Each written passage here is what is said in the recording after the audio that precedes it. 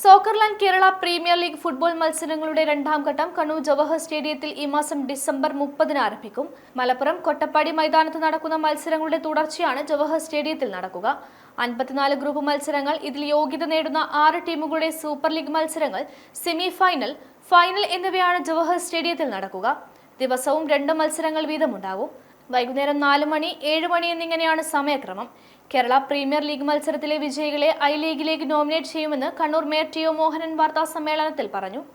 ഫുട്ബോളിനെ സംബന്ധിച്ചിടത്തോളം കണ്ണൂർ അത്രമാത്രം പ്രാധാന്യം അർഹിക്കുന്ന ഒരു പ്രദേശമായിരുന്നു. നമുക്ക് എല്ലാം അറിയാം, ബംഗാൾ കഴിഞ്ഞ് കൽക്കത്ത കഴിഞ്ഞാൽ ഏറ്റവും കൂടുതൽ ആവേശം കണ്ണൂരിലായിരുന്നു എന്നാണ് പഴയ കാലത്ത് പറഞ്ഞു കേട്ടത്. അപ്പോൾ അതുപോലെ തന്നെ എല്ലാവരുടെ മനസ്സിലും ഫുട്ബോളും ഉണ്ട്, കളിയൊക്കെ ഉണ്ട്. പക്ഷേ അതിനാവശ്യമായ മൈതാനങ്ങളോ പ്രോത്സാഹനങ്ങളോ ഇല്ല എന്നുള്ളതാണ്. എല്ലാവർക്കും ആവേശം കിട്ടുന്ന വിധത്തിൽ ഫുട്ബോൾ മത്സരങ്ങൾ നടത്തിക്കഴിഞ്ഞാൽ, അതുപോലെ തന്നെ ഒരുപാട് ക്ലബ്ബുകൾ, ജില്ലാ ഫുട്ബോൾ അസോസിയേഷൻ ഉൾപ്പെടെ പരിശീലന പരിപാടികളൊക്കെ നടക്കുന്നുണ്ട്.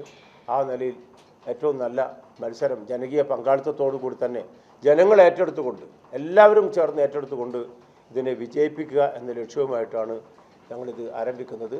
30-ാം തീയതി ആരംഭിക്കും. അതിൻ്റെ സമാപനം ഫെബ്രുവരി മാസത്തോട് അവസാനത്തോടും അല്ലേ, ഫെബ്രുവരി. അതിൻ്റെ വിശദാംശങ്ങൾ ഇവിടെ പറയും. പ്രധാനപ്പെട്ട ടീമുകൾ 20 ടീമുകളാണുള്ളത്. Deputy mayor K Shabeena teacher, Kerala football association ഭാരവാഹികളായ VP. Pavithran master, C Saad, AK. Shereef, V. Raghuthaman, Ashok Kumar തുടങ്ങിയവർ വാർത്താ സമ്മേളനത്തിൽ സംബന്ധിച്ചു.